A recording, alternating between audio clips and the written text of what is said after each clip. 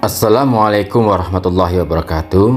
Video kali ini saya sengaja mengupload saat sosialisasi tentang HAKI, yaitu hak kekayaan intelektual. Tujuan dari kegiatan ini mengenalkan kepada para UKM tentang apa itu kekayaan intelektual, apa itu merek, apa itu paten, sehingga saat UKM menentukan sebuah brand, menentukan sebuah karya itu tidak asal-asalan, karena pernah kejadian brandnya sudah beredar, produknya sudah beredar, ternyata brand itu atau merek itu sudah dimiliki oleh orang lain. Sangat sayang sekali, sehingga harus mengganti brand yang sudah cukup terkenal itu. Ini adalah satu kegiatan yang diinisiasi oleh Disprindakop Kabupaten Sleman agar UKM khususnya di Sleman itu naik kelas.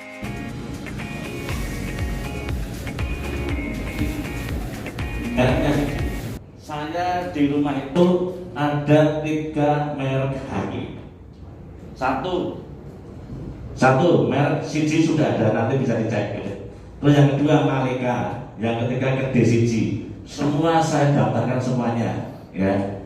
Itu apa? Ngawekani itu bahasa Inggris, bahasa Jawanya itu adalah mensiasati, gitu.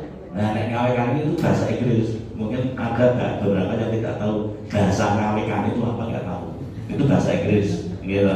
Nah, itu kalau kita ngurus sendiri, caranya gimana? Sebelum kita urus, kita cek dulu di Google www.dgip.go.id. Nanti bisa dicek aja DGIP, nanti ditulis aja DGIP, dicek, nanti ada tulisan mereknya dengan apa, cari, itu pasti ada ratusan merek. Tapi jangan panik, kalau ada nama yang sama jangan panik. Itu kelasnya beda-beda, kelas 1 sampai 45. Produksi itu di bawah 35, yang lainnya tuh 36 sampai 45. Itu ya, itu nanti akan dikupas tuntas pada hari ini ya, akan kita cek. Kalau kita ngurus secara mandiri itu 1,8 juta. Tapi kalau kita pengen subsidi, hanya rekomendasi dari dinas itu 500.000. Selalu coba kerawat Pak Jiwa. Nah, itu nanti ya, jenengan akan dikupas tuntas. Kalau tidak tahu di tengah jalan, mungkin nanti ada Pak Fani, juga ada Pak Jiwo. Kalau tidak tahu tanya, jangan ditunggu-tunggu sampai selesai. Kalau ditunggu-tunggu sampai selesai, dia mau lali. Lali itu mesti orang kelingan. Ada yang lupa, masih ingat? Ada, angkat tangan. Namanya lupa pasti tidak ingat. Jangan angkat gini, ternyata menteri nanti Pak Jiwo merangkil dan lali. Bingung, langsung tanya, nggak apa-apa, daripada nunggu-nunggu kan gitu. Jadi berhubung ini sudah Pak Jiwo sudah hadir dan perdagangan dari Istimewa Yogyakarta. Kantor kami ada di Jalan Kusuma Negara nomor 9, jadi depan Taman Makam Pahlawan. Jadi kalau Bapak Ibu mau ke sana itu bisa, nanti bisa konsultasi di sana juga. Ya. Jadi langsung saja, nanti seperti kesepakatan dengan Pak Edi tadi, jika ada pertanyaan boleh stop, nanti akan tangan dulu ya, nanti akan tangan dulu. Jadi sebelum saya lanjut ke kekayaan intelektual, saya artikan dulu kekayaan intelektual itu apa. Jadi tidak hanya di dalam angan-angan, sudah ada ujungnya. Nah, itu namanya kekayaan intelektual. Jadi ketika Bapak Ibu saya mau bikin resep, saya mau bikin, cuma dalam angan-angan tidak ada diwujudkan dalam kerjaannya, itu masih dalam arti mimpi. Jadi bukan kekayaan intelektual. Kalau kekayaan intelektual sudah ada wujudnya, sudah terlihat, sudah bisa dijalankan. Ramangan Dewa Poso untuk melakukan inovasi. Ini adalah karya Ibu. Jadi hak untuk menggunakan karya itu hak eksklusif, dan itu timbul hak eksklusifnya. Itu yang dinamakan hak kekayaan intelektual. Jadi dari karya ibu terdapat perlindungannya, ini yang disebutkan kita hanya mempublikasikan. Artinya ketika ibu punya lagu, ibu pertunjukkan di depan umum atau diupload di YouTube atau media sosial. Jadi itu bisa, artinya penciptanya sudah ketahuan, sudah jadi haknya ibu bahwa lagu ini cipta saya. Tapi langkah selanjutnya pasti harus ada pencatatan. Jadi kalau dilihat dari cara penulisan, mulai konstitutif dan deklaratif. Kalau ini dilihat dari pemiliknya, bisa masyarakat umum atau personal. Ada dua. Yang konstitutif itu ada merek, paten, desain industri, desain rasa tertak, sistem terpadu, dan indikasi biografis. Ini harus sudah daftarkan dulu untuk memperoleh hadiah. Kalau yang deklaratif itu hak cipta, rahasia dagang ini. Kalau yang ini dilakukan kanalisasi di DJKI. Ini misalnya ekspresi budaya tradisional, itu kaitannya dengan kesenian tradisional milik masyarakat tertentu, nanti itu dicatatkan di DJKI. Nanti ada database-nya untuk perlindungan kebudayaan. Jadi biar tidak ada klaim antar daerah. Itu. Nah, ini yang pertama saya jelaskan, ini tentang hak cipta. Hak cipta itu diatur dalam Undang-Undang Nomor 28 Tahun 2014 tentang hak cipta. Hak ini timbul secara otomatis setelah karya diwujudkan dalam bentuk nyata dan dipublikasikan. Jadi artinya yang saya bilang tadi, misalnya itu bikin lagu, ada wujudnya, sudah ada wujudnya, penyanyikan di depan umum. Batik korek itu bisa dicatatkan di sini.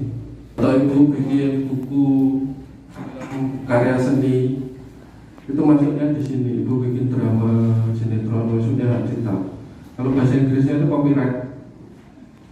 Mungkin ibu lebih familiar dengan copyright. Dalam hak cipta itu ada dua: pencantuman nama saat karyanya digunakan oleh orang lain. Jadi itu bisa menjualnya sendiri. Jadi kita hanya mempublikasikan. Artinya ketika ibu punya lagu, ibu pertunjukkan di depan umum atau diupload di YouTube atau media sosial. Jadi itu bisa, artinya penciptanya sudah ketahuan, sudah jadi haknya ibu bahwa lagu ini cipta saya. Tapi langkah selanjutnya pasti harus ada pencatatan. Jadi kalau dilihat dari cara penulisan, mulai konstitutif dan deklaratif. Kalau ini dilihat dari pemiliknya, bisa masyarakat umum atau personal. Ada dua.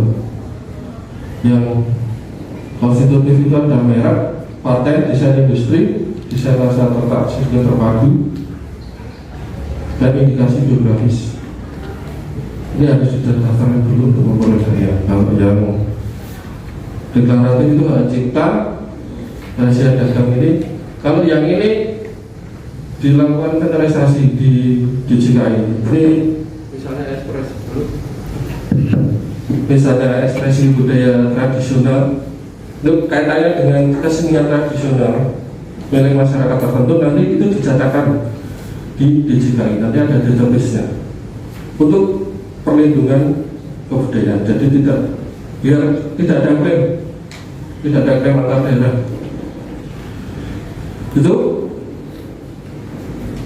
Nah, ini yang pertama saya jelaskan, ini tentang hak cipta. Hak cipta itu diatur dalam Undang-Undang Nomor 28 Tahun 2014 tentang hak cipta. Hak ini timbul secara otomatis setelah karya diwujudkan dalam bentuk nyata dan dipublikasikan. Jadi artinya yang saya bilang tadi, misalnya itu simpen saja. Kalau mau share ya ada janji-janjinya, kita 23 juta pak. Nah ini merek ini bisa berupa logo, kata, gambar, bahkan bisa suara. Ibu nyanyi bikin untuk produknya, bisa didaftarkan sebagai jingle-jinglenya itu bisa. Bisa bentuk 3 dimensi, hologram atau kombinasi semuanya. Bisa didaftarkan mereknya. Tapi ingat, prinsip merek itu ada ini. First to file, territorial. First to file itu artinya siapa yang lebih dulu mendaftar. Artinya disi-disian. Pendaftarannya itu di DJKI, di Kementerian Hukum dan Ham.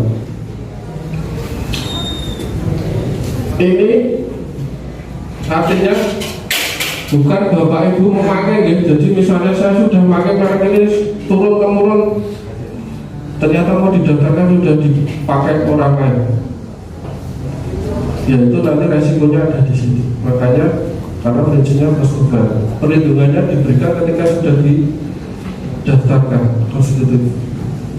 Teritorial artinya dia berlaku satu negara. Kalau dengan daftar di Indonesia berlaku satu negara di Indonesia.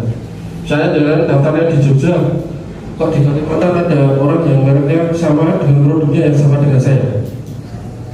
Jadi punya hak mengizinkan atau melarang atau membiarkan. Itu hak ada.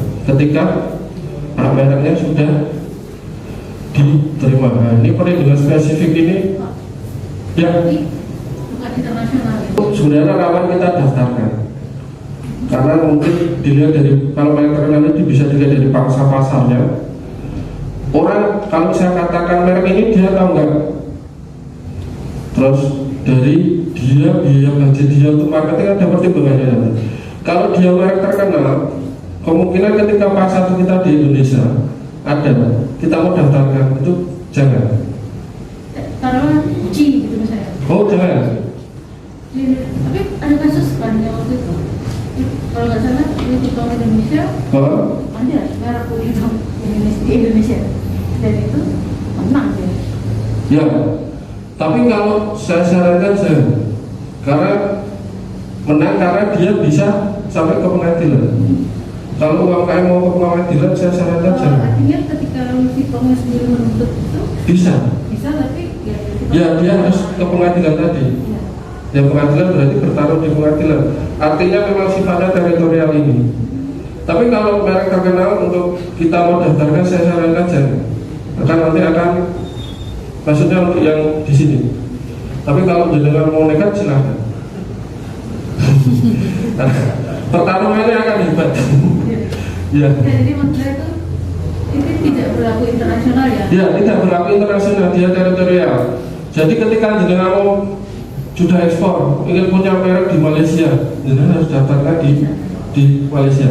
Sekarang pendaftaran merek internasional tidak perlu ke negara tujuan, dilayani di DJKI bisa. Nanti biayanya itu pakai Swiss franc. Tiap negara beda-beda, tiap negara aturannya juga beda-beda. Dia pakai Swiss franc. Jadi ketika mau didaftarkan di Amerika pun bisa lewat DJKI. Itu pakai nama Protokol Madrid. Jadi negara yang tergabung dalam Protokol Madrid, pendaftarannya bisa melalui kantor kekayaan intelektual negara bersangkutan. Kalau kita DJKI, nanti diteruskan ke WIPO. Itu kayak kantor milik PBB yang ngurusi kekayaan intelektual. Dari WIPO nanti diteruskan ke negara tujuan. Jadi tidak perlu ke negara langsung ke sana, cukup sampai DJKI, itu pun bisa online. Jadi gini, DJKI sekarang itu untuk pendaftaran sudah dipermudah, bisa online, bisa everywhere, anytime, asal ada jaringan internet, karena online. Itu. Bahkan merek pun ini bisa didaftar secara online. Malah sekarang kayaknya diarahkan harus online. Buat saya gini loh. Jadi kalau misalnya taruhlah kita sebut merek ya Adidas, itu kan merek sepatu terkenal. Ya. Tapi kita di sini tuh kita bukan produk sepatu lah. Ya. Adidas itu sebenarnya singkatan dari nama untuk produk lain. Terus kita daftarkan aja namanya Adidas. Kalau misalnya tidak bisa. Kalau memang artinya kalau sebenarnya bisa, kalau dia belum daftar di sini. Tapi kalau contohnya Adidas sudah banyak, sudah data. Kalau belum, Kalau belum kemungkinan saya di bisa. Indonesia enggak. Ya, kemungkinan bisa. Kemungkinan bisa, tapi ketika dia mau ekspansi pasar ke sini, ya tadi akan terjadi pertarungan itu tadi. Ya kalau maksud saya kalau UMKM mau bertarung di situ, kesulitan. Tapi memang masih bisa kalau merek terkenal, tapi nanti pasti kalau di DJKI kalau merek terkenal memang tidak bisa didaftarkan. Kalau memang dia ada peraturannya tadi, dia market share-nya berapa, terus dia sudah budget untuk produksinya berapa, nanti ada pertimbangan di situ. Kalau memang dia memang masuk merek terkenal, bahkan di semua tidak bisa didaftarkan. Dengan Adidas itu kan pakaian, dengan daftar Adidas itu merek itu ya, itu kan beda. Nah, itu bisa ditolak karena kemudian nanti dia istilahnya mendungkan seperti itu atau malah tambah bingung kan? Ya. Jadi ketika Bapak Ibu punya produk roti terus olahan ikan tuna itu bisa didaftarkan karena biayanya per kelas. Kalau mau didaftarkan semua kelas, saya kira tidak masalah, tapi itu pemborosan karena tidak semua merek kelas ada produk itu. Merek itu kalau jumlahnya 10 tahun dan bisa diperpanjang, satu-satunya harga yang bisa diperpanjang itu merek. Nah ini contoh merek karena dia memang yaitu budgetnya ada untuk promosi. Bapak itu mau menggunakan, kalau saya sarankan jangan menggunakan merek terdaftar karena di merek tadi prinsipnya first to file, jadi kalau sudah ada proses jangan didaftar, pasti ditolak.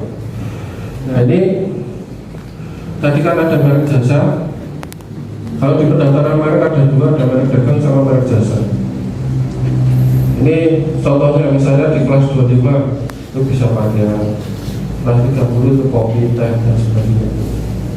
Kalau jasa di kelas 35 sampai 45, kalau 43 bisa restoran aja. Ini sedangkan penelusuran, satu penelusuran kelas atau barang jasanya Bapak Ibu. Jadi mereka tidak terbatas pada produk, bisa jasa. Itu di kelas berapa? Itu di sini. Jadi banyak yang sudah berproses artinya 2 tahun sudah jalan, tahu-tahu kok ditolak padahal barangnya sudah terkenal. Ya di kantor nangis-nangis, waduh gitu ya. Saya yaitu resikonya, makanya sebelum pendaftaran kalau sudah ditolak tidak ya akan bisa berproses terus, tapi jalannya lebih sulit. Ini yang pertama, lakukan penelusuran kelas. Yang kedua, lakukan penelusuran mereknya. Di sini di pangkalan data kekayaan intelektual. Kalau iya, Citato itu artinya apa? Gak ada kan? Udah banyak yang kenal, itu Jurasisa gitu. Kalau UMKM 500, bahkan ada fasilitasi. Nanti kalau dinas Sleman ada fasilitasi diikuti. Provinsi pun ada fasilitasi merek. Tahun ini 300 kotanya, silakan diikuti juga. Gak apa-apa. Ikut di Sleman, terus ikut di provinsi, gak apa-apa. Karena kelas saya banyak. Silakan. Mau pakai rekomendasi bisa nanti dari Dinas Koperasi UMKM Sleman, dari provinsi juga bisa. Ini contoh sertifikatnya, memang gak jelas ini. Oke, ini nanti kalau merek mau berproses sendiri anywhere, anytime, online dengan dukungan jaringan internet. Nah ini yang saya bilang tadi itu ada buktinya enggak? Ada apa? Nah kalau main marah-marah lalu juntrungannya enggak, ya sudah jalan aja, saya diam. Mungkin kalau dia sudah nggak marah, saya ajak ngobrol. Gitu kan? Ya saya tetap usaha. Cendol saya enak, banyak yang suka, ya kan? Ini ada kepastian hukumnya. Ini punya siapa? Baik siapa? Ada merek dan lain. Dia ditolak. Makanya bayinya itu. Makanya kalau memang mau didaftarkan berlima, saya sarankan bayinya dihilangkan atau cari nama yang lebih bagus. Sebenarnya tadinya saya malah itu yang berlima gitu kan katanya sudah ada, oke mungkin makanan banyak 5. tapi ternyata katanya 5, kemarin ngeceknya 5. Karena bayinya tidak dilatur dijadikan 5 kan banyak. 5 ya. 57 atau 50. Ya, sambil muda cari saya lanjut lagi nanti. Dan ini yang kedua, Bapak Ibu punya hak eksklusif atas karya tadi. Yang ketiga ini, kalau ada kepastian, ada apa kan, Ibu kalau mau berkreasi, melakukan hal inovasi itu kan tenang. Aku gawe hal baru, saya bikin hal baru, dicontoh perancis. Khususnya males. Makanya perlindungan itu penting karena akan mendorong kreatif dan inovatif. Yang ketiga ada memperoleh hak ekonomi tadi. Yang keempat bisa jadikan aset. Kalau tadi ya seperti tadi dia aset tidak berwujud, tak tunggu ya 23 juta. Nah itu tadi seperti itu. Dia jadikan aset. Aset ini berkembang mengikuti perkembangan usahanya Bapak Ibu. Tidak berhenti di situ. Jadi setelah daftar jangan disimpan. Kalau saya caranya bisa pakai lisensi ini, bisa dengan lisensi. Artinya harus ada izin persetujuan untuk menggunakan atau melaksanakan hak dalam waktu tertentu dan syarat tertentu. Ya. Saya masih ingat 23 juta. Tak ajari wes nanti.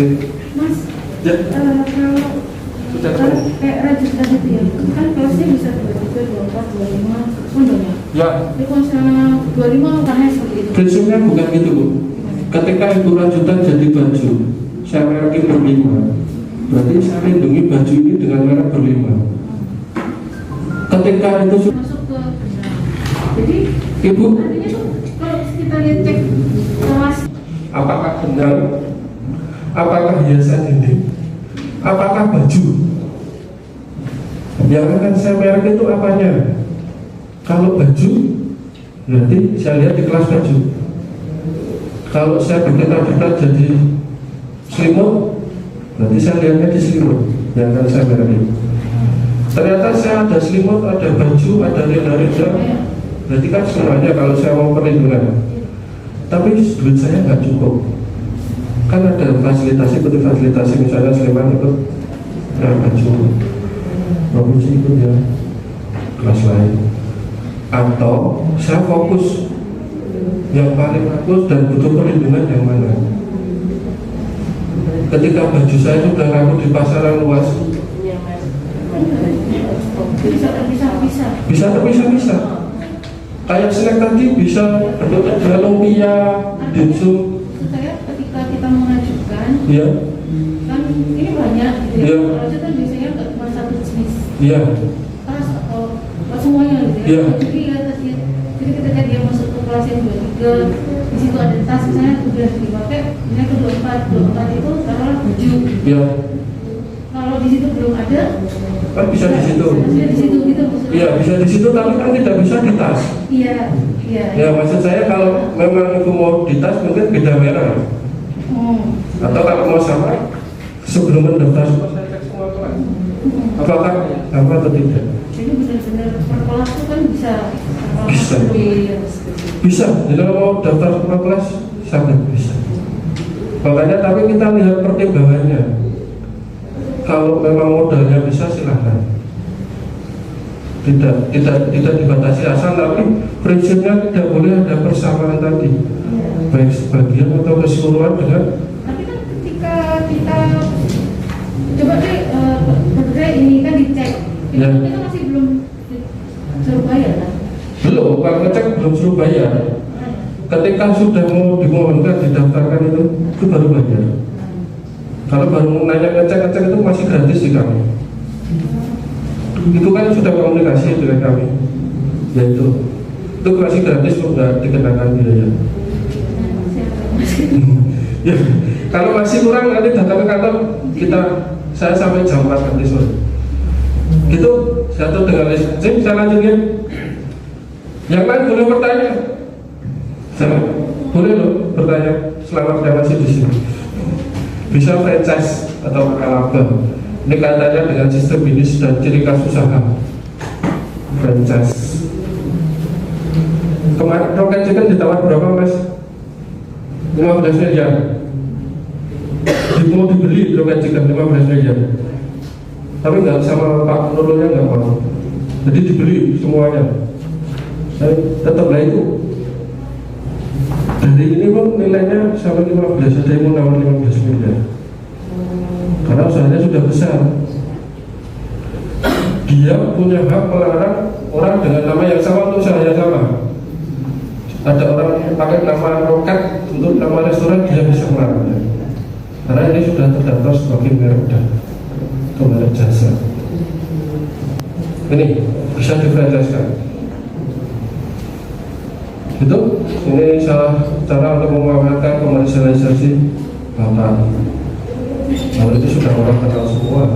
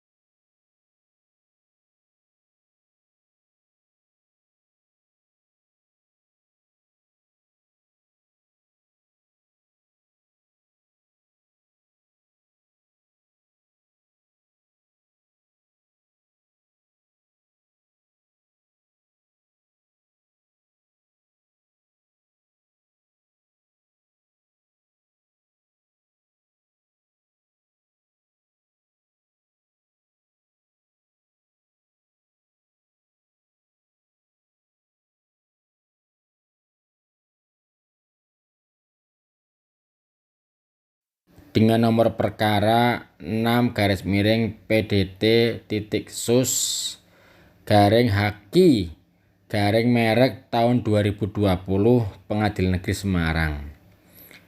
Rudi mengatakan bahwa pihaknya merupakan pemakai pertama sekaligus pemilik satu-satunya merek Tempo Gelato di Indonesia. Dilansir dari halaman SIIPP Pengadilan Niaga Semarang, kasus sengketa merek dagang Tempo Gelato dengan kelas jasa 43 dan kelas barang 30 bermula dari tergugat Emma Susmiyarti yang dikatakan memiliki itikat tidak baik pada saat melakukan pendaftaran merek. Dari keterangan pihak manajemen yang diunggah dalam laman pencarian Tempo Gelato, mereka sudah pindah outlet baru per Oktober 2009 dan seluruh aktivitas pada outlet lama sejak Februari 2020 bukan dilakukan oleh pihaknya, termasuk kegiatan penjualan produk otentik dan original resep Tempo. Dalam gugatan yang diajukan, pihak penggugat meminta kepada majelis hakim untuk memutuskan pembatalan pendaftaran merek Tempo Gelato milik pihak tergugat, yaitu saudara Emma Susmiyarti. Nah, inilah salah satu contoh dari sengketa merek yang terjadi. Jadi mungkin awalnya ketika sebuah merek itu masih kecil, mungkin kita nggak berpikir apa-apa. Tapi ketika merek itu sudah besar dan kemudian menghasilkan uang, maka akan timbul hal-hal yang mungkin di luar perkiraan kita. Contohnya seperti tadi itu, mereka berdua sebetulnya satu manajemen, mereka teman, mereka juga satu tempat. Tetapi ketika mendaftarkan satu produk, maka ada niat yang mungkin berbeda. Maka Tempo Gelato yang waktu itu belum terdaftar kemudian didaftarkan atas nama bukan manajemen tersebut, tetapi nama orang tertentu. Sehingga secara hukum maka Tempo Gelato tidak bisa menggunakan merek tersebut meskipun dia dari awal menggunakan brand tersebut. Itulah kenapa sahabat UKM, kita diberikan sosialisasi oleh Dinas Koperasi dan UKM agar kita termasuk orang yang paham bagaimana pentingnya merek, bagaimana pentingnya kita mendaftarkan sebuah kepemilikan merek kepada Balai Pengelolaan Hak Cipta Indonesia.